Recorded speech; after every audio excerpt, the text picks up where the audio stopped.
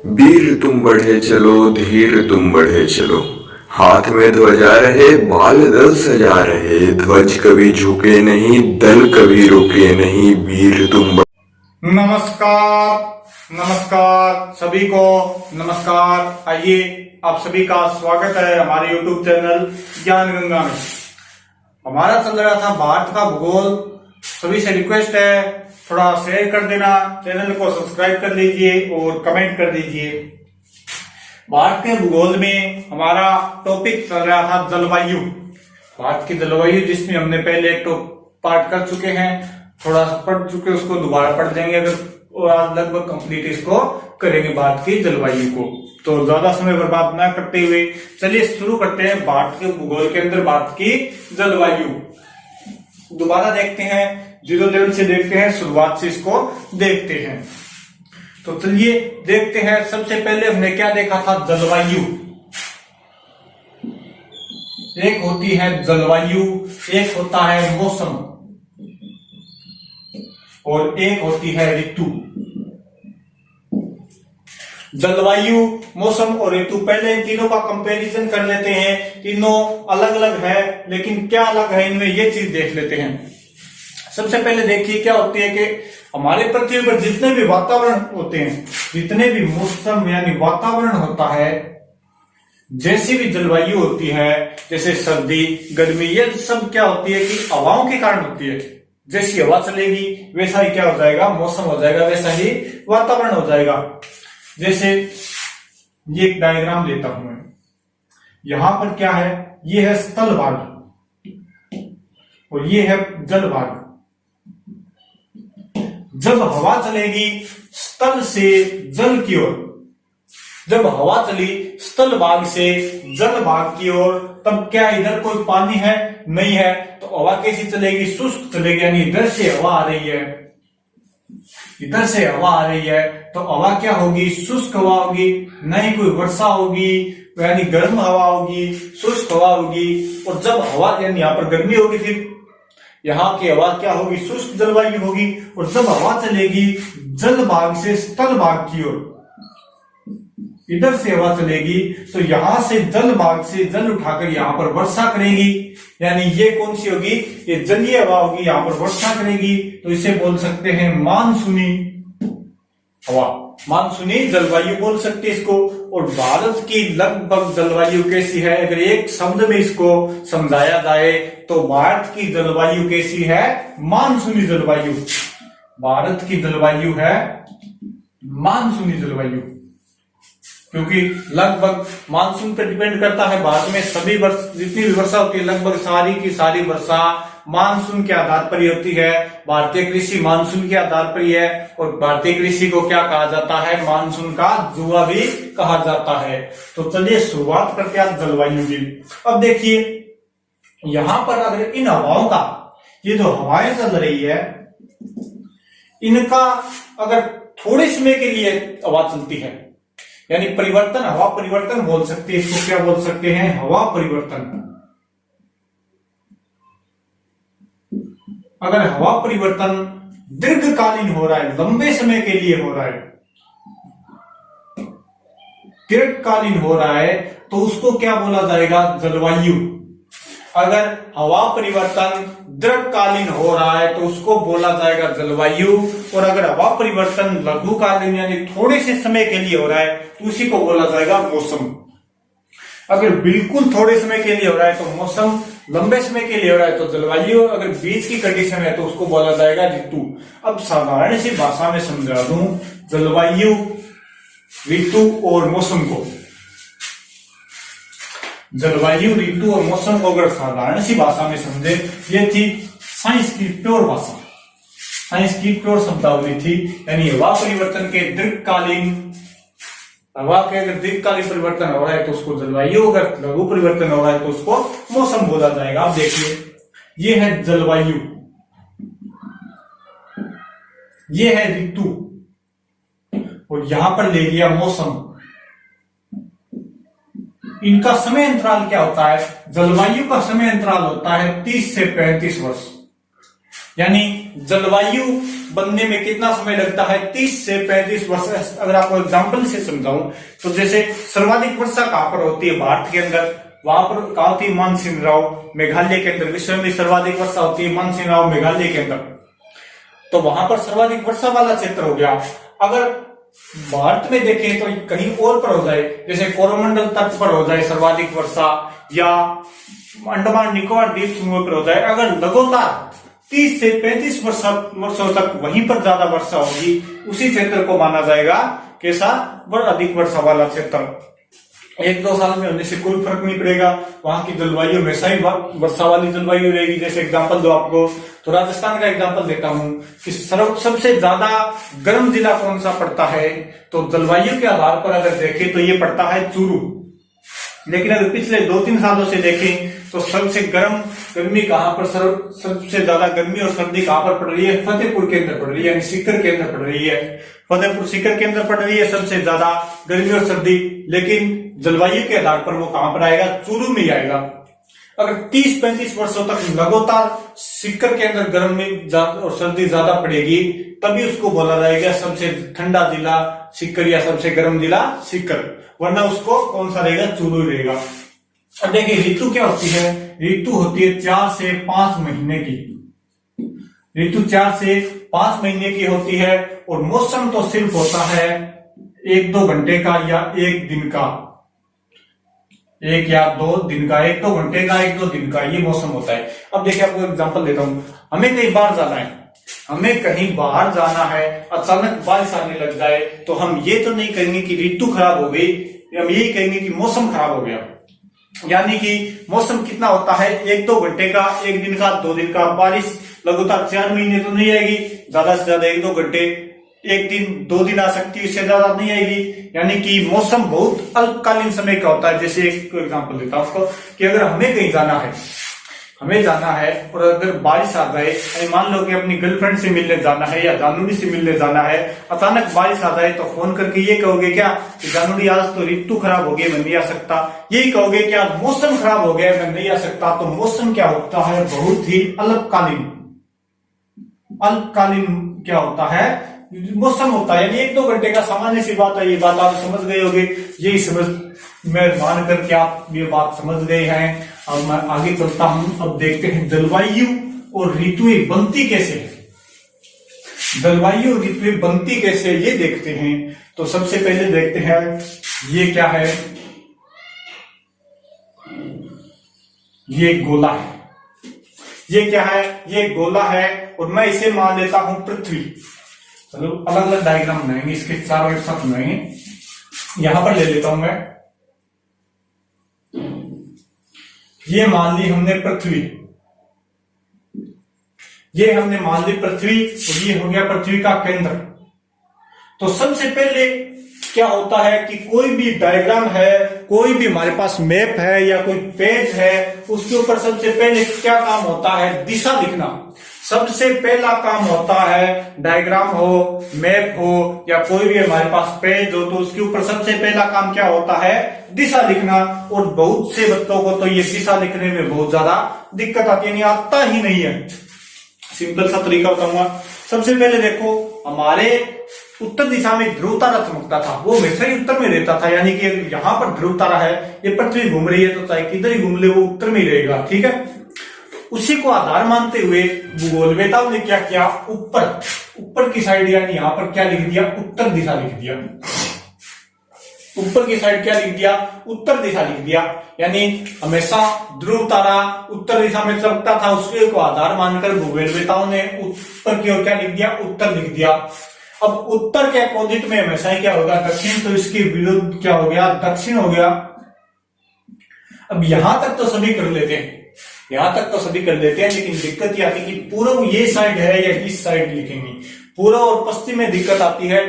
एक दिशा आ जाएगी, अगर पूर्व आ गई तो उसके अपोजिट में पश्चिम होगी, कोई दिक्कत नहीं आएगी। लेकिन पूर्व दिशा क्या करते हैं? जैसे अपने रीजनिंग में भी आता है कि राम रहीम 10 कदम उत्तर की ओर चला, उत्तर की ओर उसको चला दिया। सामने से अनिपीत को देखकर पूर्व दिशा में मुड़ गया, कुछ तो इस साइड मोड़ देंगे और कुछ इस साइड मोड़ देंगे पूर्व दिशा में। यहां पर आता है, ये रीजनिंग में भी बहुत बार आता है, तो ध्यान रखना। जैसे ये है, मैं इसके सामने खड़ा हूं, तो जहां पर हमारा राइट हैंड, यानी जहां पर हमारा राइट हैंड आकर रुकता है वही दिशा हमेशा क्या होगी, पूर्व दिशा होगी। मेरा राइट हैंड इस साइड आ रहा है तो ये हो गई पूर्व दिशा। यहां पर क्या हो गई, पूर्व दिशा, और पूर्व के अपोजिट में क्या हो गई, पश्चिम। यहां पर हो गई पश्चिम दिशा। अब देखो, उत्तर, उत्तर के अपोजिट में दक्षिण, राइट हैंड पूर्व होगी और लेफ्ट हैंड पश्चिम होगी, या पूर्व के अपोजिट क्या हो गई, पश्चिम होगी। सबसे पहले कोई भी पेज हो हमारे पास, जैसे ये पेज है हमारे पास, इसके ऊपर हमें दिशा लिखनी है। सबसे हमेशा, चाहे हमारा किधर ही मुंह हो, चाहे किधर ही पेज हो, चाहे कैसे ही बैठे हो, हमेशा ऊपर ही ऊपर लिख दो उत्तर। उत्तर के जस्ट अपोजिट लिख दो दक्षिण। अब जिधर हमारा राइट हैंड आ रहा है उधर लिख दो पूर्व, इस साइड आ रहा है, और पूर्व के अपोजिट हो गया पश्चिम। यानी ये क्या हो गई, दिशा हो गई उत्तर, दक्षिण, पूर्व, पश्चिम।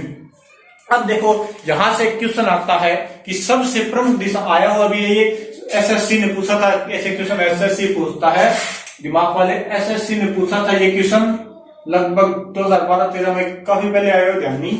तो एक एग्जाम में पूछा कि प्रमुख दिशा कौन सी है, सबसे प्रमुख दिशा पूछा था, तो उसके अंदर ऑप्शन थे उत्तर, दक्षिण, पूर्व, पश्चिम, 4 ऑप्शन थे।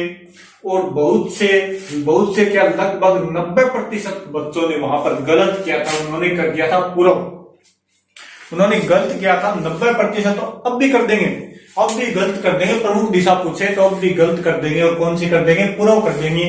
उनसे पूछा कि ऐसा क्यों, तो उन्होंने कहा कि सूर्य पूर्व दिशा में उगता है। ज्यादा ज्ञानी बन गया, ज्यादा ज्ञानी बन गया, आपको ज्ञान लाके बोले सूर्य पूर्व दिशा में उगा है ना, सूर्य पूर्व दिशा में उगा, लेकिन बहुत बाद में पता चलेगा सूर्य पूर्व दिशा में उगा। पहले यह बात पता चली कि उत्तर दिशा में एक तारा चमका है, उत्तर दिशा में एक ध्रुव तारा चमका है। तो सबसे प्रमुख दिशा कौन सी है, उत्तर दिशा है, न कि पूर्व दिशा, क्योंकि जो पहले दिशा है उसको पहले नाम लेना पड़ेगा। जैसे आपको एग्जाम्पल देता हूं, ये भारत है, मान लो यहां पर क्या, इसके हिमालय पर्वत है, यहां पर हिमालय पर्वत है। अब पूर्व और उत्तर दोनों के अंदर है हिमालय पर्वत, इधर हो गई पूर्व दिशा, इधर हो गई उत्तर दिशा। अब देखो, हिमालय पर्वत को अगर हम दिशाओं के आधार पर देखेंगे, अगर दिशाओं के आधार पर उसका परिचय देंगे तो क्या बोलेंगे, उत्तर पूर्वी पर्वतमाला, उत्तर पूर्व का हिमालय पर्वत, उत्तर पूर्व का हिमालय पर्वत बोलेंगे, न कि पूर्व उत्तर का हिमालय पर्वत बोलेंगे, क्योंकि जो दिशा पहले आई है उसका पहले परिचय देना पड़ेगा। जैसे अपने राजस्थान की बात करें तो यहां पर मरुस्थल है, तो उसको उत्तर पश्चिम का मरुस्थल बोला जाता है, न कि पश्चिम उत्तर का मरुस्थल बोल सकते हैं। अरावली की दिशा ऐसे है, उसको उत्तर पूर्व से दक्षिण पश्चिम बोला जाएगा, या दक्षिण पश्चिम से उत्तर पूर्व बोल सकते हैं। उसको कभी भी पूर्व उत्तर से पश्चिम दक्षिण कहीं नहीं देखा, कहीं नहीं पढ़ा होगा, आपने देख लेना चाहिए। तो यानी जो दिशा पहले आई है तो उसको पहले देना पड़ेगा परिचय, यानी पहले उत्तर आई है, उत्तर और दक्षिण में अगर परिचय देंगे तो पहले उत्तर का आएगा, पूर्व पश्चिम में परिचय देंगे तो पहले पूर्व का आएगा, और अगर इनमें परिचय देंगे तो पहले उत्तर और इधर देंगे तो दक्षिण आएगा। ठीक है, ऐसे भी दे लो, तो यहाँ पर भी पहले दक्षिण आई है और ऐसे इधर आई है उत्तर दिशा। ये बात आपके समझ में आई होगी। तो सबसे प्रमुख दिशा कौन सी हो गई, उत्तर दिशा। सबसे प्रमुख दिशा कौन सी हो गई, उत्तर दिशा, ध्यान रखना। इसके बाद में देखिए दिशा लिख ली। अब दिशा लिखने के बाद काम आता है अक्षांश का। यहां पर जलवायु के अंदर अक्षांश का काम है, तो हम सिर्फ और सिर्फ अक्षांश ही खींचेंगे, यहां पर देशांतर नहीं लेंगे। ये पूर्व दिशा हो गई। अब देखिए पृथ्वी के ऊपर 2 प्रकार की लाइनें होती है, एक ये पृथ्वी होगी, एक होती है ऐसे और एक होती है ऐसे। अब बहुत से बच्चों को तो यही नहीं पता कि अक्षांश कौन सी है और देशांतर कौन सी है। बहुत आसान है, बहुत आसान है। अक्षांश ऐसे ही लिखते हैं हम, अक्षांश ऐसे लिखते हैं, यानी ये जो लाइनें हैं ऐसे ही लिखते हैं। ये जो लाइनें हैं, ये लाइनें, ये क्या हो गई, अक्षांश रेखा हो गई।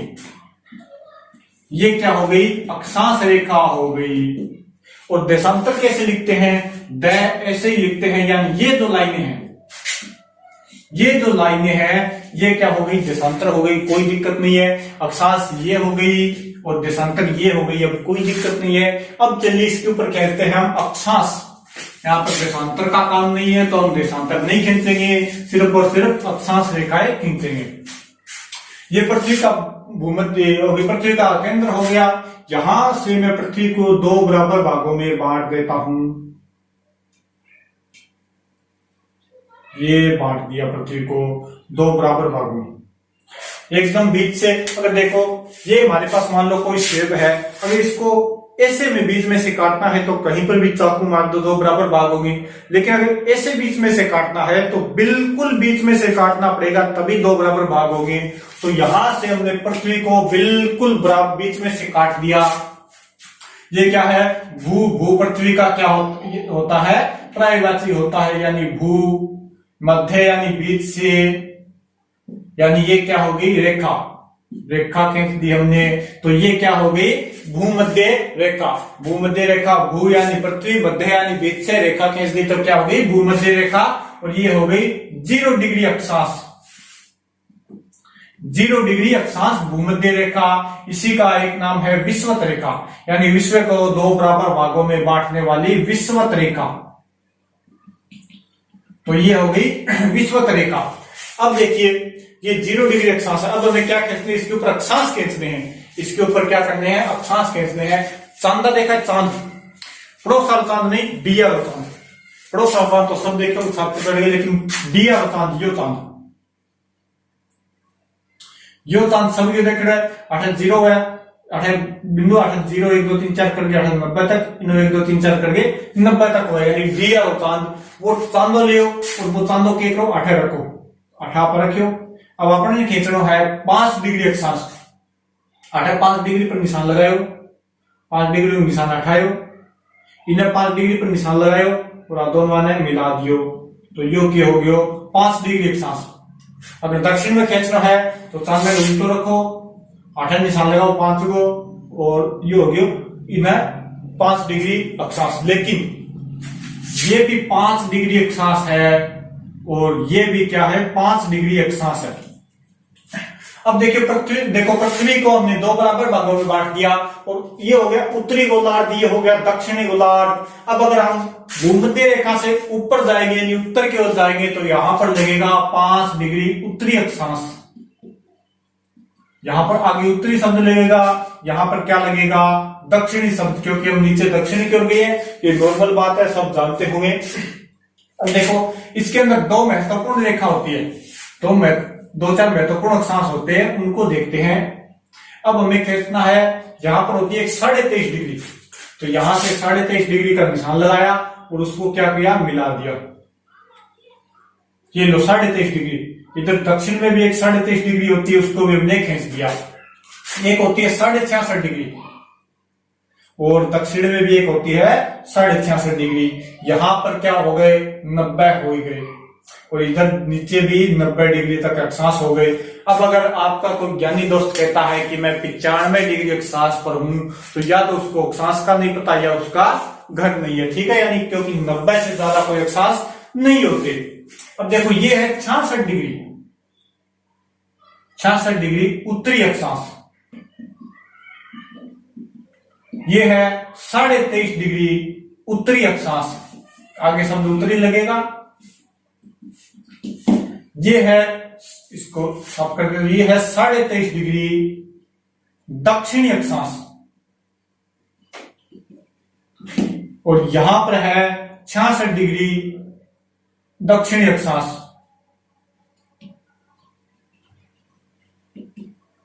ठीक है। अब देखो इनमें से एक है कर्क रेखा और एक है मकर रेखा। कर्क रेखा और मकर रेखा, लेकिन है दोनों 23.5 डिग्री। 23.5 डिग्री है, एक है कर्क रेखा, एक है मकर रेखा। अब देखो कर्क रेखा और मकर रेखा, कर्क और क्या होगी मकर। अगर वर्णमाला में देखे तो पहले क्या आता है, क आता है, तो ऊपर से चलो और जहां पर 23.5 डिग्री आया पहले कौन सा आया, ये आया, तो यहां पर लिख दो कर्क रेखा। यानी ऊपर से चले पहले जो आया उस पर लिख दी कर्क रेखा, बाकी क्या बच गया मकर रेखा। कोई दिक्कत? ऊपर चल गया, पहले क्या है 23.5 डिग्री उत्तरी अक्षांश आया तो 8 लिख दिया कर्क रेखा, बाकी बचे मकर रेखा, वो आगे नीचे 23.5 डिग्री दक्षिणी अक्षांश रेखा हो गई मकर रेखा। इतनी चीज समझ में आगे होगी, क्योंकि इनको ज्यादा समझने वाली बात है होगी। अब देखो अक्षांश तो बहुत है, लेकिन अपन जरूरी है वे भेज दिया, ठीक है। अब देखो अब अपन लेवा सूर्य, और एक बार दिशा मिटो दी ने, पश्चिम दिशा सबने पता है। जो लियो सूर्य, ये ले लिया अपना सूर्य भगवान। सूर्य बहुत बड़ा है, लेकिन मैं छोटो से बनाएगा ना, समझिए सूर्य छोटो है, पृथ्वी बड़ी होगी। सूर्य के है बहुत बड़ा है, छोटो से बनाएंगे। सूर्य भूमध्य रेखा के ऊपर चमकेगा, सूर्य का चमका भूमध्य रेखा के ऊपर, यो भूमध्य रेखा के ऊपर चमके कद 2 और 1 3 यानी 21 मार्च को। 21 मार्च को सूर्य कहां चमकेगा? भूमध्य रेखा के ऊपर 2 और 1 3 यानी 21 मार्च को सूर्य चमकेगा भूमध्य रेखा के ऊपर। अब देखो सूर्य भूमध्य रेखा के ऊपर होगो तो ए जगह तो फुल गर्मी होगी, सूर्य को ताप सीधो मिलेगो, लेकिन दोनों ध्रुवान यानी उत्तरी ध्रुव और दक्षिणी ध्रुवान में बराबर बराबर ताप मिलेगो। इनमें भी बराबर ताप मिलने लगे है, और नीचे भी पूरा बराबर ताप मिलने लगे, क्योंकि सूर्य बिल्कुल बीच में है। तो दोनों ध्रुवान के मिलेगो बराबर ताप मिलेगो। 21 जून में सूर्य चमकेगो भूमध्य रेखा के ऊपर, और उत्तरी व दक्षिणी ध्रुव दोनों को क्या मिलेगा? बराबर ताप और रोशनी बराबर मिलेगी।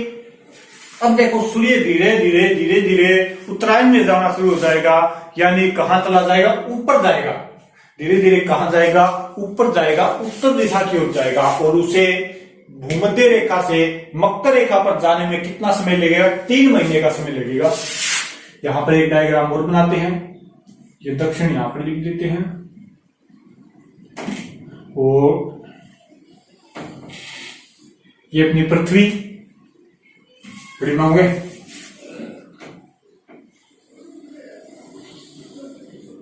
ये पृथ्वी, और वाही बना दिया पा भूमध्य रेखा 23.5 डिग्री उत्तरी अक्षांश, 66.5 डिग्री, 23.5 डिग्री दक्षिणी, 66.5 डिग्री, और यहां पर 90 डिग्री हो गया उत्तर के अंदर।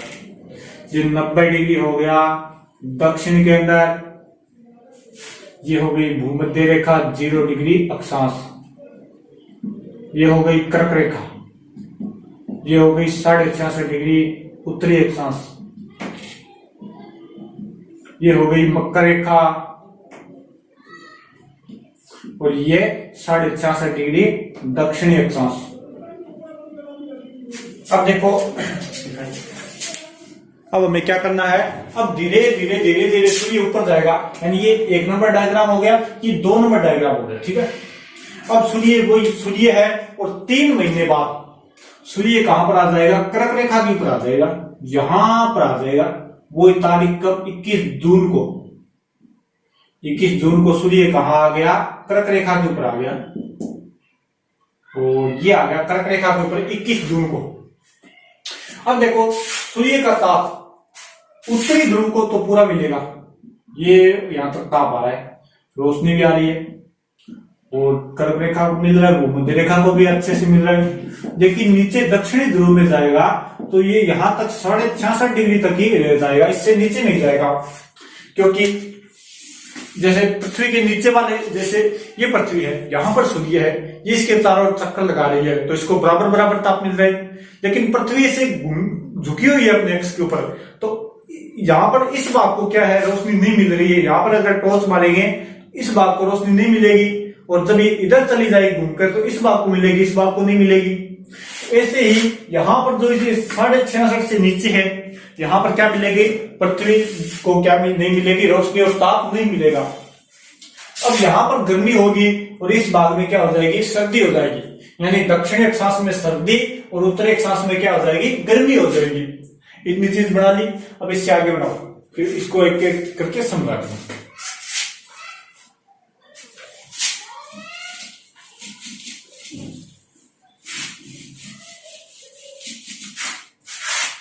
ये हो गई 66.5 डिग्री उत्तरी अक्षांश, ये 23.5 डिग्री उत्तरी अक्षांश, ये भूमध्य रेखा, ये 23.5 डिग्री दक्षिणी अक्षांश, और ये हो गई 66.5 डिग्री दक्षिणी अक्षांश। बना लेना, कोई दिक्कत नहीं। अब देखो यहां पर एक और 2 नंबर डायग्राम हो गया, 3 नंबर डायग्राम यहां पर बनाते हैं। वही पृथ्वी है, बाकी चूंकि किसी बनाओ, लेकिन बनाओ डायग्राम। भूमध्य रेखा 23.5 उत्तरी, 66.5 उत्तरी, 23.5 दक्षिणी और 66.5 दक्षिणी। दक्षिणी अक्षांश, ये हो गई मकर रेखा, ये हो गई भूमध्य रेखा, ये हो गई कर्क रेखा, और ये हो गई 66.5 डिग्री उत्तरी अक्षांश रेखा। यहां पर 90, यहां पर भी 90, ये हो गया उत्तरी गोलार्ध, ये हो गया दक्षिणी गोलार्ध। बना लिया इतना डायग्राम। अब देखो सूर्य कहां पर चमकेगा। अब सूर्य चमकेगा, अब धीरे धीरे सूर्य वापस कर्क रेखा पर आना शुरू हो जाएगा। यानी पहले कर्क रेखा पर था, 3 महीने लगे, कहां पर चला गया, सॉरी मध्य रेखा पर था, 3 महीने लगे, कर्क रेखा पर आ गया। अब धीरे धीरे कहां पर आ जाएगा, वापस भूमध्य रेखा के ऊपर आएगा। अब वापस भूमध्य रेखा के ऊपर आएगा, और ये हो गई भूमध्य रेखा, और यहां पर आएगा सूर्य कब, 23 सितंबर को। 23 सितंबर को सूर्य वापस कहां आ जाएगा, इसी भूमध्य रेखा के ऊपर आ जाएगा। अब वापस वही दिन बन जाएंगे, यानी दोनों ध्रुवों को बराबर ताप मिलेगा। ये दोनों ध्रुवों को क्या मिल रहा है, बराबर ताप मिल रहा है। कब, 23 सितंबर को। 23 सितंबर यानी सितंबर माह है, और मार्च के अंदर तो लगभग एक जैसी कंडीशन बन रही है। यहाँ पर भी दिन रात बराबर से होते हैं, अच्छी न गर्मी न सर्दी होती है, तो ये क्या होता है, दोनों सितंबर और मार्च लगभग बराबर सा मौसम होता है, कोई ज्यादा फर्क नहीं होता। अब वापस 3 महीने लगेंगे उसे भूमध्य रेखा से मकर रेखा पर आने में। तो ये बना लिया चौथा डायग्राम। ये 4 नंबर डायग्राम बना लिया आपने। वही भूमध्य रेखा 23.5 उत्तरी, 66.5 उत्तरी, मकर रेखा और 66.5 डिग्री दक्षिणी अक्षांश रेखा। ये हो गई मकर, ये हो गई भूमध्य, ये हो गई कर्क, और ये हो गई 66.5 उत्तरी अक्षांश। ये हो गई उत्तरी गोलार्ध, ये हो गया दक्षिणी गोलार्ध। ठीक है, डायग्राम दिखाई दे रहा। अब ये तैयार हो गया। अब देखो सूर्य यहां पर किस पर है, भूमध्य रेखा पर है। अब धीरे धीरे मकर रेखा पर आएगा, और कब आएगा, ये आ गया मकर रेखा के ऊपर। कब आ गया, वहां पर 23 है, यहां पर 22 दिसंबर को कहां पर आ गया, मकर रेखा के ऊपर आ गया। ये है मकर रेखा, इसके ऊपर आ गया, और यहां पर क्या पर था, भूमध्य रेखा के ऊपर था। अब देखो इस दक्षिणी गोलार्ध को तो पूरा ताप मिलेगा, ताप रोशनी मिलेगी, लेकिन उत्तर के अंदर वो कंडीशन बनेगी 66.5 से आगे फिर नहीं जाएगा ताप वगैरह, ताप और रोशनी नहीं जाएगी 66.5 के आगे। अब ये डायग्राम बना लो, एक एक करके आपको समझाता हूं कि कहां पर ज्यादा गर्मी है, कहां पर सर्दी है। अब देखो डायग्राम बना लिया। पहला डायग्राम देखो, यहां पर क्या है, भूमध्य रेखा के ऊपर सूर्य है। कब, 21 मार्च को। 21 मार्च को भूमध्य रेखा के ऊपर सूर्य है, और यहां पर दोनों ध्रुवों को बराबर बराबर ताप मिल रहा है, बराबर रोशनी मिल रही है, बराबर ताप मिल रहा है। यानी 21 मार्च को क्या हो गया, दोनों ध्रुवों को बराबर मिल रहा है ताप। यानी 21 मार्च को दिन व रात बराबर, दिन व रात बराबर। एक 21 मार्च को होगा, और एक कहां होगा, 23 सितंबर को, दिन रात बराबर। अब ऐसे क्वेश्चन आए हुए एसएससी में आए हुए कि ऐसे कितने दिन होते हैं पृथ्वी पर जहां पर दिन और रात बराबर होते हैं। तो आपके सामने है 21 मार्च और 23 सितंबर को दिन और रात क्या होते हैं, बराबर होते हैं।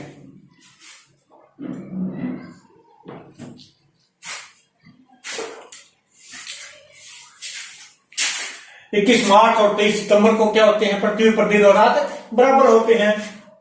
अब यहां से धीरे धीरे धीरे धीरे सूर्य दक्षिण उत्तरायण में जाने लगा। सूर्य नहीं जाता है, पृथ्वी जाती है। जैसे यहाँ पर सूर्य है तो पृथ्वी धीरे धीरे घूमकर जाएगी, तो ये क्या लगेगा कि सूर्य जा रहा है। पृथ्वी धीरे धीरे घूमकर जाएगी तो सूर्य जा रहा है, इसको ज्यादा भाग लिया, आपको बता दिया मैंने। तो सूर्य की कंडीशन कहाँ गई है, कर्क रेखा के ऊपर आ गई। और जब कर्क रेखा के ऊपर आई तो यानी उत्तरी गोलार्ध को तो पूरा ताप मिलेगा, पूरी गर्मी मिलेगी। उत्तरी गोलार्ध में क्या होगी, गर्मी होगी, लेकिन दक्षिणी गोलार्ध में क्या होगी, यहां पर क्या हो जाएगी फिर सर्दी, यानी शीत ऋतु। यहां पर होगी शीत ऋतु और यहां पर दोनों ध्रुवों में क्या रहेगी, बर्फ रहेगी। यहां पर क्या जम जाएगी फिर बर्फ, सूर्य का ताप नहीं पहुंचेगा तो यहां पर क्या होगी, बर्फ जम जाएगी। अब देखिए इस उत्तरी भाग को मिल रहा है, कितने महीने मिल रहा है, यहाँ पर सिर्फ इसको क्या बराबर सताप मिल रहा है, ठीक ठाक सा मिल रहा है। कोई ज्यादा गर्मी वाली बात नहीं है, न सर्दी वाली बात, लगभग ज्यादा यहाँ पर ठंडी रहती है इन दोनों ध्रुवों के अंदर। तो यहाँ पर ठीक ठाक मिल रहा है। यहाँ पर देखो इस भाग को सिर्फ 3 महीने, सिर्फ 3 महीने यहाँ पर इस भाग को क्या मिली है, फुल सूर्य की गर्मी मिली है, पूरा ताप मिला है। फिर इस भाग को कहां पर मिला, यहां पर इस भाग को ताप मिला, यहां पर थोड़ा बहुत मिला, यहां पर नहीं मिला। यानी लगभग इन दोनों ध्रुवों के अंदर क्या रहती है, बर्फ की कमी रहती है, जैसे आर्कटिक और वगैरह। यहां पर दोनों ध्रुवों में क्या रहती है, बर्फ होगी। उत्तरी गोलार्ध में गर्मी और दक्षिणी गोलार्ध में सर्दी हो गई। यहाँ पर उत्तरी गोलार्ध में गर्मी और दक्षिणी गोलार्ध में क्या हो गई, सर्दी हो गई। अब वापस वही 3 नंबर कंडीशन में आए तो दिन रात बराबर हुए, दोनों में क्या हुई, गर्मी सर्दी लगभग बराबर सी हुई। फिर 4 नंबर कंडीशन में आए तो यहाँ पर दक्षिणी गोलार्ध के अंदर तो सूर्य की रोशनी पहुंचेगी, ताप पहुंचेगा, लेकिन उत्तरी गोलार्ध में नहीं पहुंचेगा। तो यहाँ पर क्या हो गई, उत्तरी गोलार्ध में क्या हो गई, सर्दी और दक्षिणी गोलार्ध में क्या हो गई, गर्मी। अब इस डायग्राम को देखकर आपको अच्छे से समझ में आ गया कि गर्मी सर्दी कहां पर होगी, किस समय होगी, किस टाइम होगी। यानी 4 ऋतुएं हो गई। ये क्या होगी, वर्षा ऋतु होगी आपकी, वर्षा ऋतु, ग्रीष्म ऋतु, शरद ऋतु और शीत ऋतु।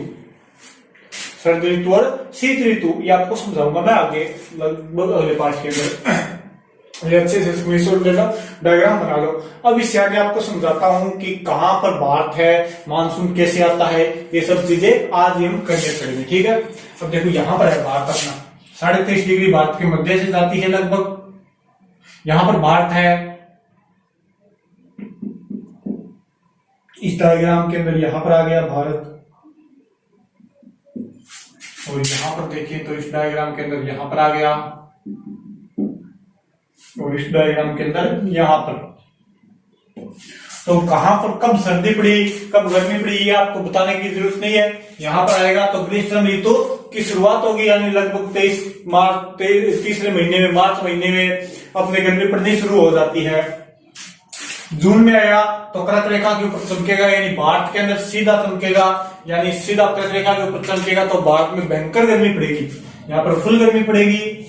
यहाँ पर आया वापस भूमध्य रेखा पर आया तो नवंबर महीने में, और ये सितंबर महीने में और मार्च में लगभग दिन एक जैसे से होते हैं, बराबर होते हैं, बड़े बड़े दिन होते हैं, ना गर्मी ना सर्दी होती है। तो यहाँ पर वही कंडीशन बनेगी सेम मार्च वाली। और जब चला गया मकर रेखा के ऊपर तो यहाँ पर क्या हो गया, अपने सर्दी पड़ने लगेगी, यानी कि सितंबर के बाद में क्या पड़ने लग जाती है, अक्टूबर नवंबर में सर्दी शुरू हो जाती है। और कहां तक चलती है, लगभग फरवरी तक सर्दी चलती है। तो ये डायग्राम बनाओ। अब देखो मानसून कैसे आता है ये देखते हैं। अब देखते हैं मानसून कैसे आता है। अब आपको सर्दी, गर्मी, वर्षा ये सब पता चल गया कब कैसे बनेगी, तो इसको बना लो, फिर मैं मिटाता हूं या स्क्रीनशॉट ले लो, फिर देखेंगे मानसून कैसे आता है।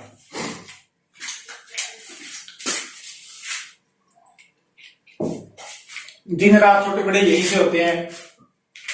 यहाँ पर दिन रात बराबर हो रहे हैं, यहाँ पर भी दिन रात बराबर हो रहे हैं, लेकिन यहाँ पर देखो उत्तरी ध्रुव के अंदर दिन बड़े और रात छोटी, लेकिन दक्षिणी ध्रुव के अंदर दिन छोटे और रात बड़ी हो रही है। यही कंडीशन यहाँ पर है। उत्तरी ध्रुव के अंदर दिन बड़े, दिन छोटे और रात बड़ी, यहाँ पर दिन बड़े रात छोटी हो रही है। ये चीज आपके समझ में आ गई, और इसको मिटो दूंगी, इसको आप बोलते होंगी।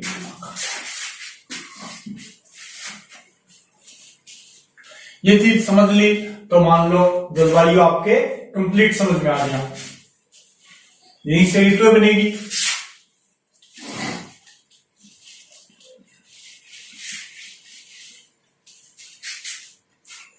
अब देखो, अपने आते हैं भारत के अंदर।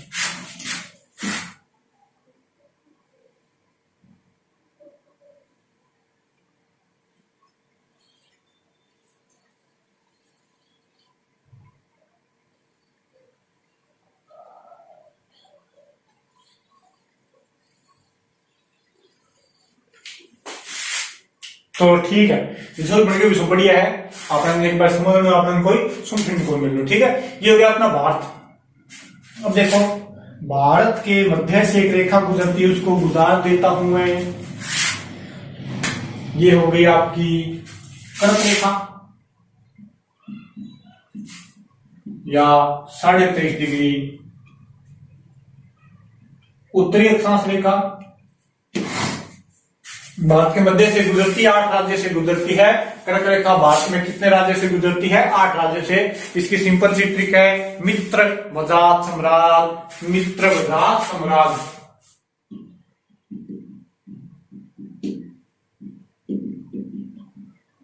मिजोरम, त्रिपुरा, पश्चिम बंगाल, झारखंड, छत्तीसगढ़, मध्य प्रदेश, राजस्थान और गुजरात 8 राज्य से गुजरती है।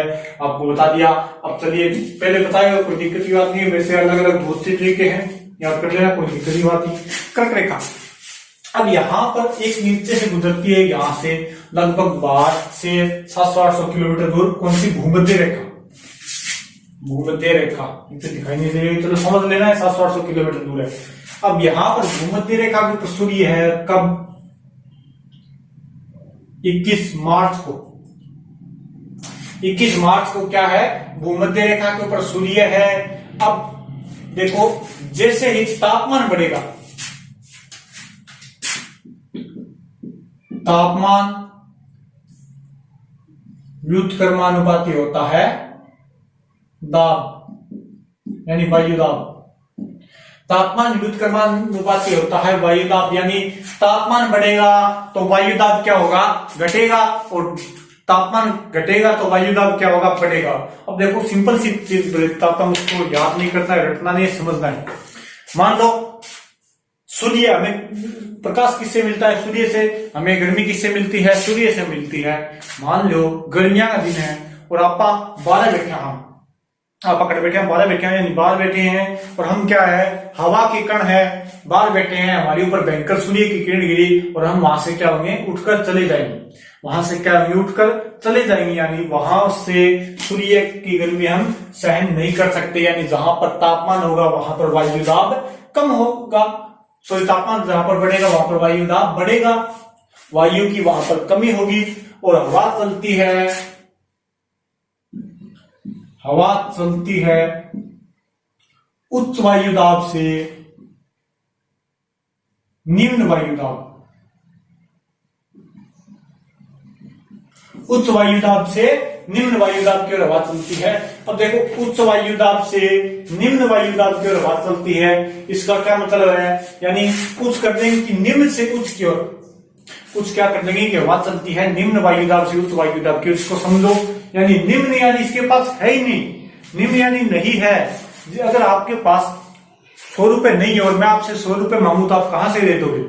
मैं आपसे 100 रुपए मांग रहा हूं, आपके पास है ही नहीं, तो आप मुझे कहां से दे दोगे? यानी आप क्या हो? निम्न वायु दाब, और ये क्या हो गया? उच्च वायु दाब। तो हवा चलती है उच्च वायु दाब से निम्न वायु दाब की ओर। उच्च समझ लिए जो है, और निम्न यानी कोई नहीं बढ़ा, नहीं है तो क्या चलेगी? यानी हवा चलती है उच्च वायु दाब से निम्न वायु दाब की ओर।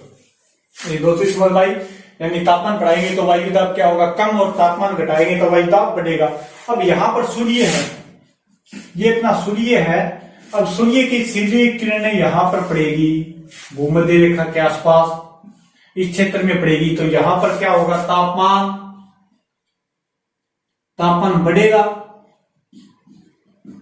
यहां पर तापमान बढ़ेगा, और इस क्षेत्र में तापमान क्या होगा? कम। जहां पर तापमान कम होगा, जहां पर तापमान बढ़ेगा वहां पर वायु दाब क्या होगा? अधिक। यहां पर वायु दाब, वायु दाब क्या होगा? कम होगा, और जहां पर तापमान कम होगा वहां पर वायु दाब अधिक होगा। अब देखो, किस टाइम है? मार्च। मार्च का समय है, धीरे धीरे सूर्य कहाँ आ रहा है, कर्क रेखा की ओर आ रहा है। अब मार्च के समय में भूमध्य रेखा पर वायुदाब क्या होगा, कम होगा, और भारत के लगभग उत्तरी हिस्सों में क्या होगा, यानी कर्क रेखा के ऊपर वायुदाब अधिक होगा, और हवा चलती है उच्च वायुदाब से निम्न वायुदाब की ओर। तो हवा कैसे चलेगी, ऐसे चलेगी, ऊपर से नीचे आएगी, यानी हवा ऐसे चलेगी। और अब देखो ये हो गया मार्च अप्रैल में अपने भयंकर आंधियां चलती है, यानी हवा उत्तर से आती है और दक्षिण की ओर जाती है, यानी मार्च अप्रैल में हमारे क्या चलती है, भयंकर आंधियां चलती है, सभी चलती है, धूल भरी आंधियां। राजस्थान में भी बहुत ज्यादा चलती है, सर्वाधिक गंगानगर में चलती है। तो भयंकर आंधियां चलेगी कब, मार्च अप्रैल के अंदर, क्योंकि वायुदाब भूमध्य रेखा के आसपास क्या है, कम है, और अपने उत्तरी भारत के अंदर क्या है, उच्च वायुदाब है। तो उच्च वायुदाब से निम्न वायुदाब की हवा चलेगी तो क्या बन जाएगी, आंधियां। कई बारी आंधी बेड़ी हो आगे भूल भुलैया सो मंडिया में आपको बोला, हाँ चक्रवात सो बढ़िया भूलैया भूल भुलैया या भूल भुलैया जो भी आपको बोला है, तो समझ गया हो। अब धीरे धीरे सूर्य क्या हुआ, ऊपर आओ 8 कब, 21 जून। देखिए धीरे धीरे सूर्य रखा हो नहीं क्या है कि 8 के नागपुर का पठार कोई नदी वगैरह है, ऊपर भी नदी वगैरह है, तो कई बारी मार्च अप्रैल के अंदर सूर्य यहां पर होगा, अप्रैल के अंदर सूर्य 8 होगा, और सूर्य 8 होगा तो कई बार की है कि ऊपर थोड़ा बादलिया समझेंगे और बारिश करते हैं थोड़ी मोटी। इन बोला है मानसून पूर्व वर्षा। अप्रैल के अंदर जो बारिश होती है उसको बोला जाता है मानसून पूर्व वर्षा। और कहां पर होती है ये होती है लगभग यहाँ पर पश्चिम बंगाल में होती है, इसको बोला जाता है काल बैसाखी। यहाँ पर चाय वगैरह के लिए काफी मशहूर होती है। यहाँ पर केरल कर्नाटक के अंदर बोला जाता है अम्र वर्षा, क्योंकि आम वगैरह पाक गया, आम चेरी, क्योंकि मार्च अप्रैल के अंदर अपना आम राज्य है, तो आम वगैरह पाक गया, तो बोला अम्र वर्षा। काल बैसाखी बोली गया है पश्चिम बंगाल के अंदर। यहाँ पर चाय वगैरह होती है तो इसको टी शावर्स भी बोला जाता है, टी शावर्स भी बोला जाता है। और 8 बोल लीजिए नागपुर के अंदर नार्वेस्टर बोल लीजिए है नागपुर के अंदर। तो अम्र वर्षा, काल बैसाखी, टी शावर्स, इसको कॉफी के लिए, कॉफी चाय के लिए गोल्डन ड्रॉप भी बोला जाता है। ये होती है मानसून पूर्व वर्षा। मानसून नहीं है अभी, ये मानसून पूर्व वर्षा है। आम वगैरह पाक जो है कॉफी वगैरह में महत्वपूर्ण भैया वर्षा ध्यान रखिए। अब धीरे धीरे सूर्य घटा गयो ए दिन आगे, यानी 21 जून मान लीजिए 21 कोई तारीख फिक्स को नहीं, लगभग 1 जून के अंदर घटा के सूर्य कर्क रेखा ऊपर आ गयो। अब देखो ए दिन तापमान बढ़ियो, जल्दी पर अब तापमान बढ़ियो 8, तापमान वृद्धि क्या होगी, तापमान की वृद्धि। तो तापमान वृद्धि होगी तो वायुदाब क्या होगा, कम। यहाँ पर वायुदाब कम होगा, और यहाँ पर नीचे भूमध्य रेखा, नीचे कौन सा सागर है, हिंद महासागर, यहाँ पर क्या हो जाएगा, वायुदाब अधिक हो जाएगा, और वायु हवा चलती है निम्न वायुदाब से उच्च वायुदाब की ओर, तो हवा चलेगी ऐसे नीचे से ऐसे आएगी, फिर हवा यानी पानी से होकर हवा आएगी, यानी जल समीर आएगी। पानी से होकर हवा आएगी तो अपने साथ क्या लाएगी, वाष्प कण लाएगी, पानी लाएगी अपने साथ, बादल आएंगे बनकर, तो उनसे क्या होगी, वर्षा होगी। ये है मानसून वाली वर्षा। अब देखो एक होता है साइंस के अंदर होता है कोरियोसिस बल। कोरियोसिस बल, छोटो कोरियोसिस बल क्या होता है, मान लो पीछे से बारिश आ रही है, पीछे से क्या आ रही है, बारिश आ रही है। अब बारिश की ओर मुंह करके तो खड़े नहीं रह सकते, बारिश की ओर मुंह करके तो खड़े नहीं रह सकते। जैसे इधर से बारिश आ रही है, इस बोर्ड को उल्टा डाल दूं तो बारिश आ रही, मुंह करके नहीं रख सकते, यानी बारिश आ रही है उसकी तरफ क्या करना है, पीठ करना है, और अपने राइट हैंड की तरफ थोड़ी सी, पृथ्वी के घूमने के कारण राइट हैंड की तरफ थोड़ी सी हवा मुड़ जाती है, तो हवा चलती है ऐसे, ऐसे चलेगी हवा, यानी दक्षिण पश्चिम से उत्तर पूर्व की ओर, दक्षिण पश्चिम से उत्तर पूर्व की ओर चलेगी हवा, ऐसे चलेगी हवा। तो यहां से अरब सागर, यहां पर अरब सागर, यहाँ पर बंगाल की खाड़ी, यहाँ से पानी उठाएगी और बारिश बनेगी और यहाँ पर आएगी। ठीक है, इस क्षेत्र में आएगी। कब? मानसून। ये मानसून वाली वर्षा है जून के अंदर, जून के प्रारंभ में, जून के प्रारंभ में क्या आएगी? मानसून आएगी। इसको मिटो देता हूं, नेट पे बनाता हूं। अब लेके आएंगे मानसून। अप्रैल के अंदर जो वर्षा होती है वो होती है मानसून पूर्व वर्षा। छोटे मोटे बादली आ गया, बस दिए थोड़ा मोटा, कोई खास कौन वर्षा है? मेन तो मानसून की वर्षा ही है।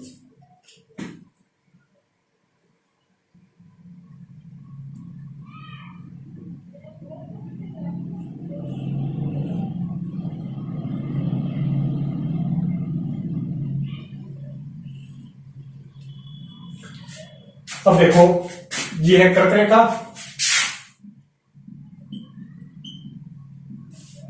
अब जून के अंदर सूर्य यहां पर है, जून के अंदर सूर्य यहां पर है। यहां पर तापमान क्या होगा? अधिक,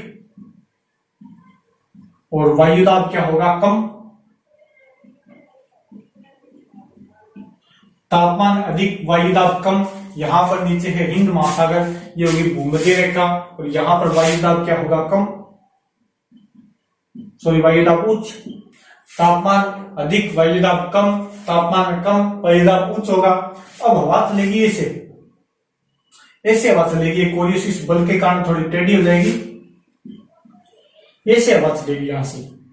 अब देखो, समुद्र से हवा आ रही है तो जाहिर सी बात है अपने साथ क्या लाएगी? पानी लाएगी उठाकर, अपने साथ जलवाष्प लाएगी। तो ये मानसून हो गया, भयंकर बारिश होगी इससे। अब जैसे ये यहां पर टकराया, भारत के दक्षिणी भाग में टकराया, तो मानसून दो भागों में बट गया। एक हो गया अरब सागर का, एक हो गया पश्चिम बंगाल का, और यहां पर है भारत के द्वीप समूह है, अंडमान निकोबार द्वीप समूह। अब क्वेश्चन सबसे पहले यहां पर आता है केरल के अंदर मानसून, सबसे पहले यहां पर आता है। अगर क्वेश्चन आए कि भारत के अंदर सबसे पहले मानसून कहां पर आता है, तो वो आता है केरल के अंदर, लगभग कोरमंडल तक पर आता है। मध्य जून में ही शुरुआती में आ जाता है, शुरुआत के अंदर ही आ जाता है, यानी जून के प्रारंभ में कहां पर आ जाता है? केरल के अंदर, केरल के अंदर आ जाता है जून के प्रारंभ में। अगर क्वेश्चन आए भारत के अंदर सबसे पहले मानसून कहां आता है, तो जून के अंदर। अगर ऑप्शन के अंदर अंडमान निकोबार द्वीप समूह है तो सही होगा वो अंडमान निकोबार द्वीप समूह है, क्योंकि अंडमान निकोबार द्वीप समूह वैसे ही पानी के अंदर है, तो इधर से मानसून आएगा तो सबसे पहले इसी को लगेगा। अगर ऑप्शन के अंदर अंडमान निकोबार द्वीप समूह है तो ऑप्शन उत्तर सही होगा अंडमान निकोबार द्वीप समूह, वरना होगा केरल। ये चीज ध्यान कर लेना, ठीक है। अब यहां से वर्षा हुई और आगे बढ़ी,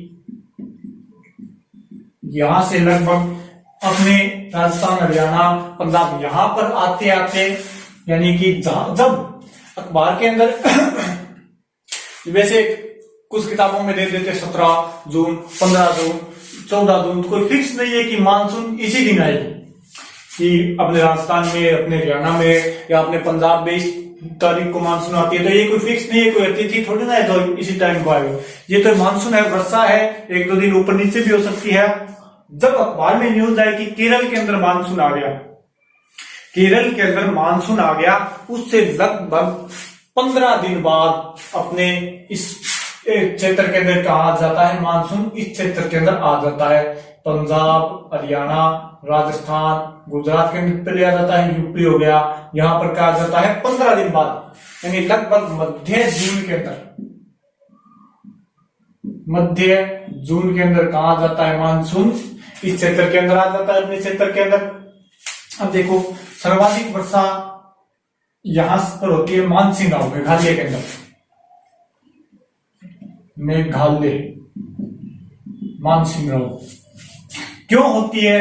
एक बार क्वेश्चन भी आया था, शायद RSC IPS के अंदर क्वेश्चन है कि सर्वाधिक वर्षा का कारण क्या है? मानसिंह गांव में सर्वाधिक वर्षा का कारण, तो यहां पर कुछ पहाड़ियां हैं, यहां पर कुछ पहाड़ियां हैं, जैंतिया, गारो, खास, ऐसे याद रखना, गारो, खासी, जैंतिया, क्रम से गारो, खासी, जैंतिया और मिट्टी, ये कुछ पहाड़ियां हैं। इन पहाड़ियों का कीपाकार होना। ये पहाड़ियां क्या है, कीपाकार है। जैसे अरावली पर्वतमाला है तो ये सीधी है, इससे जैसे बादल टकराएगा या तो सीधा चला जाएगा, अगर ऊपर होगा तो इससे ऊपर चला जाएगा। लेकिन ये पहाड़ियां है ये ऐसे है, अगर सामने से बादल आए तो ऐसे कीपाकार है ये, यानी टोपियां है। अगर चूस निकले तो बादल मटका और बढ़ी बरस देगो, फिर लगभग बारिश होगी सवेरे, फिर दोपहर में सूर्य निकलो, वायुदाब कम हो, फिर वापिस आ गई तापमान बढ़े, वायुदाब कम हो, फिर वापिस आ गई बारिश। यानी पहाड़ियों का कीपाकार होना। सर्वाधिक वर्षा का कारण है पहाड़ियों का कीपाकार होना।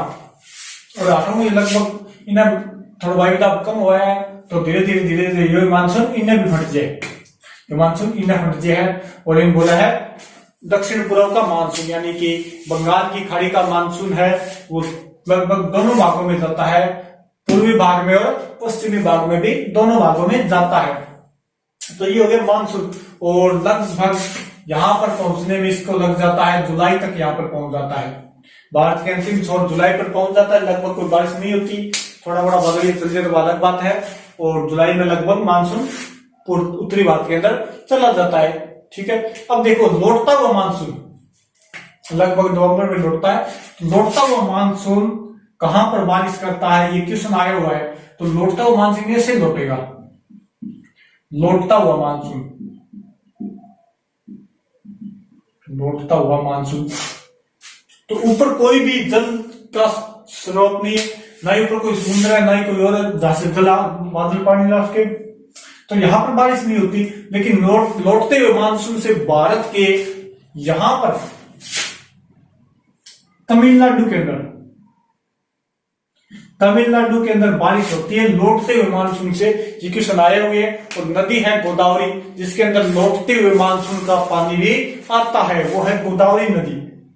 तो ध्यान रखना, यहां पर कोरोमंडल तट के ऊपर लौटते हुए मानसून से क्या होती है, वर्षा होती है। यह है मानसून, ध्यान कर लेना। शुरुआत होती है जून के प्रारंभ से, मध्य जून में मध्य भारत और लगभग जुलाई में चला जाता है उत्तर भारत में। इतनी चीज ध्यान रखना। अब देखो एक होती है माउट। माउट क्या होती है कि पृथ्वी के इधर बीच के अंदर एक सागर है, भूमध्य सागर, वहां पर कुछ चक्रवात उठते हैं और वर्षा ऐसी होती यहां तक आ जाती है, उसको बोला जाता है माउट। यहाँ पर तो काफी होती है, यहाँ पर बर्फ शुरू हो जाती है, शीतकालीन वर्षा होती है। तो जम्मू कश्मीर में तो बर्फ शुरू हो जाती है, अपने पंजाब हरियाणा में राजस्थान में थोड़ी बारिश हो जाती है। अगर तेज चक्रवात हो तो यूपी तक भी चले जाते हैं, इसे बोला जाता है मावट। मावट इसको रबी की फसल के लिए क्या बोला जाता है, गोल्डन ड्रॉप, यानी सोने की बूंद। रबी की फसल के लिए बहुत ही महत्वपूर्ण है, तो रबी की फसल के लिए बोला जाता है इसे गोल्डन ड्रॉप। अब देखो भारत की जलवायु, मानसूनी जलवायु, एक शब्द में कौन होगी, मानसूनी जलवायु। अब इन बात में आपने देखा कि भारत की जलवायु को विभाजन करिए, कोपेन आता है, कोपेन का जलवायु वर्गीकरण सिद्धांत, कोपेन का जलवायु वर्गीकरण सिद्धांत। इंडिया लेवल पर सिर्फ इतना ही पूछिए, इंडिया लेवल पर सिर्फ इतना ही पूछिए वो कि मानसून कब आता है, कहां पर आता है, सबसे पहले कहां पर आता है, लौटता हुआ मानसून कहां पर आता है, शुरुआत कहां से होती है, चीजें पूछी जाएगी। अब देखो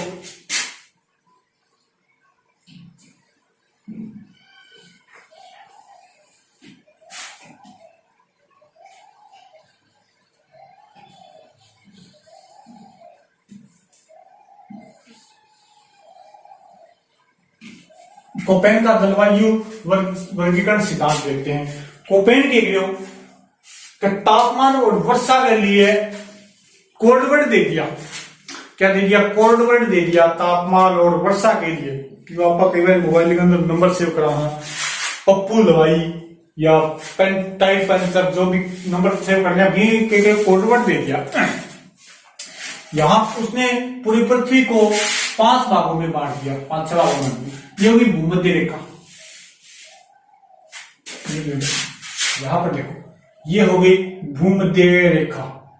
इसको क्या किया उसने, नाम दे दिया ए, बी, सी, डी, ई और एफ।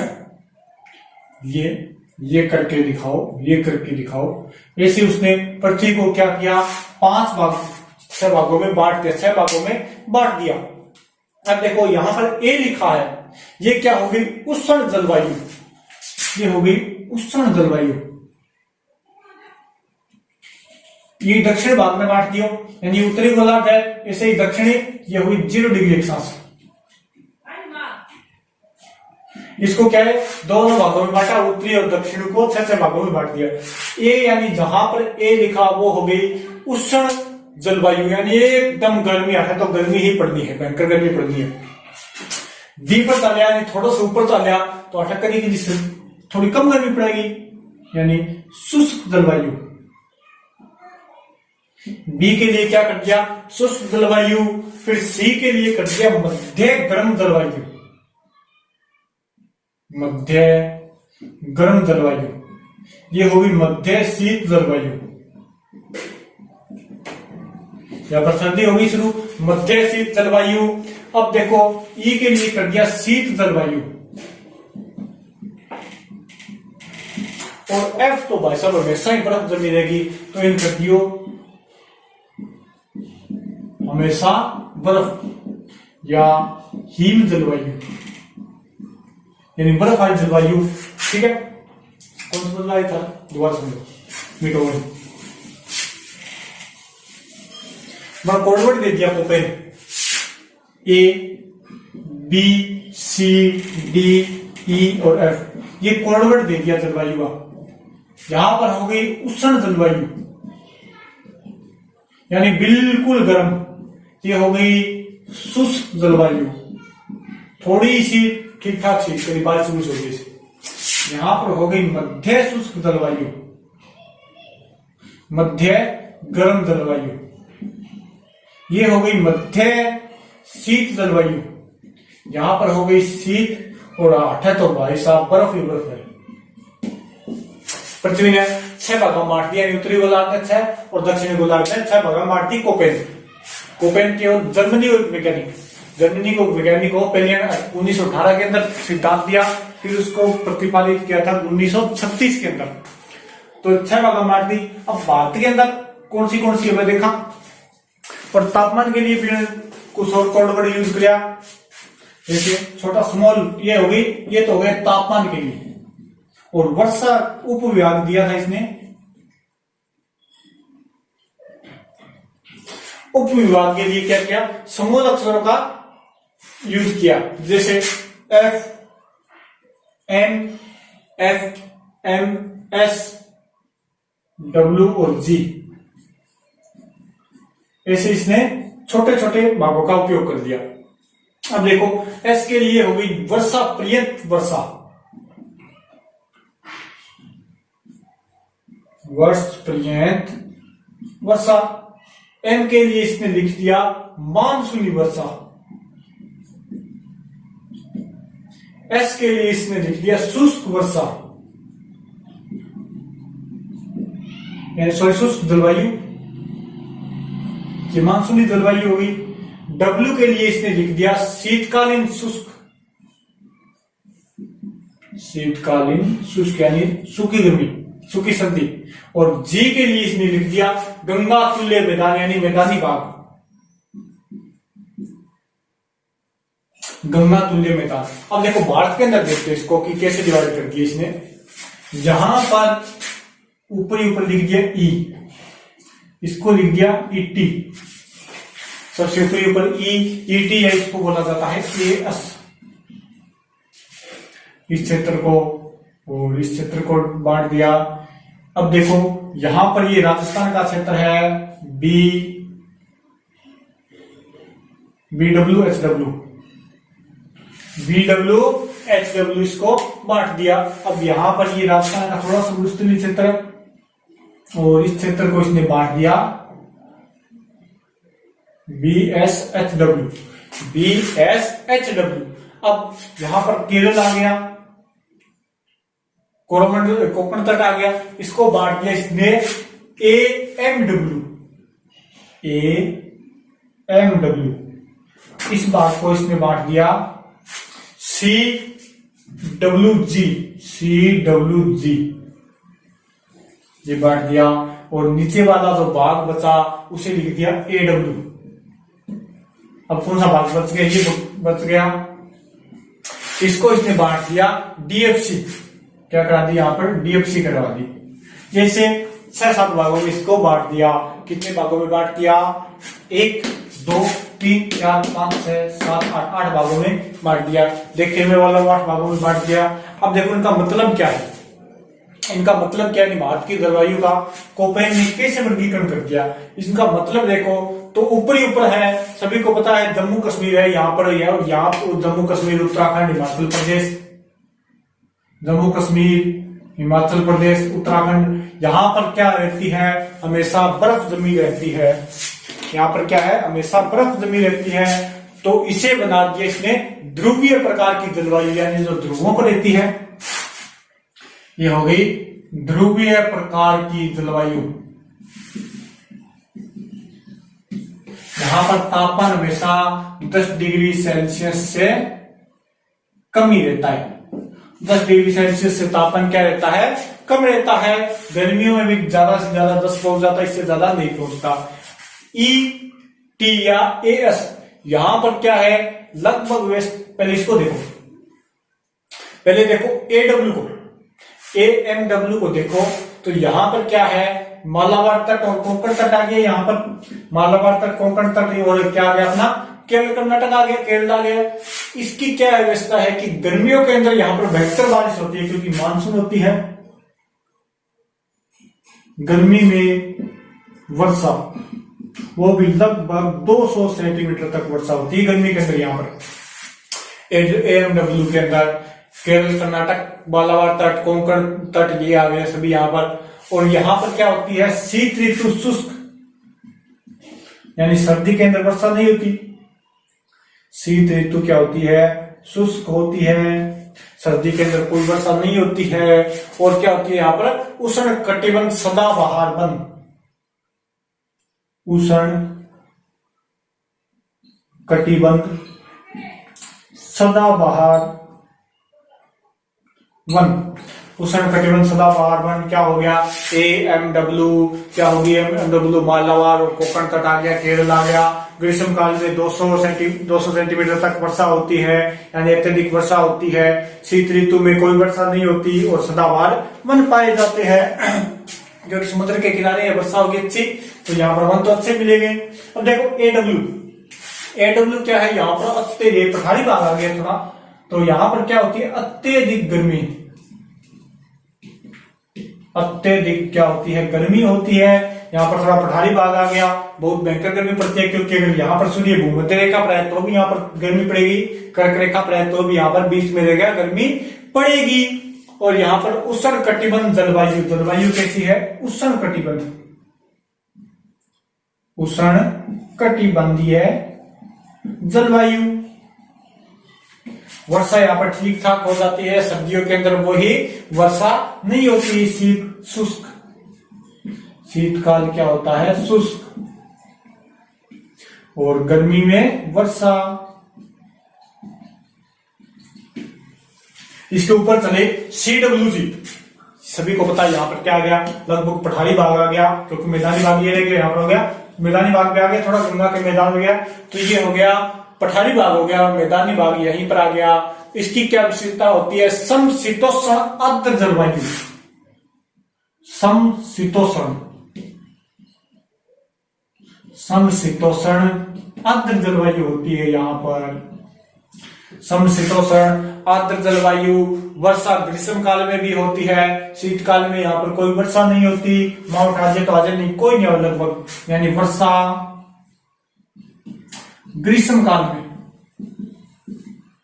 शीतकाल क्या होता है, यहाँ पर शुष्क होता है, और अत्यधिक गर्मी भी यहाँ पर पड़ती है, क्योंकि ये क्या हो गया, थोड़ा पठारी भाग हो गया। इसके अंदर कौन कौन से आ जाते हैं, यूपी, एमपी, पूर्वी राजस्थान वगैरह। इसी के अंदर थोड़ा राजस्थान का भाग तो नहीं आता, हरियाणा का भी नहीं आता, इसके अंदर यूपी आ गया, एमपी आ गया, पठारी भाग इसके अंदर आ गई।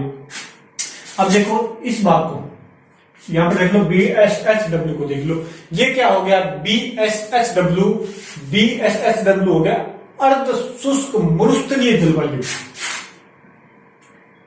अर्ध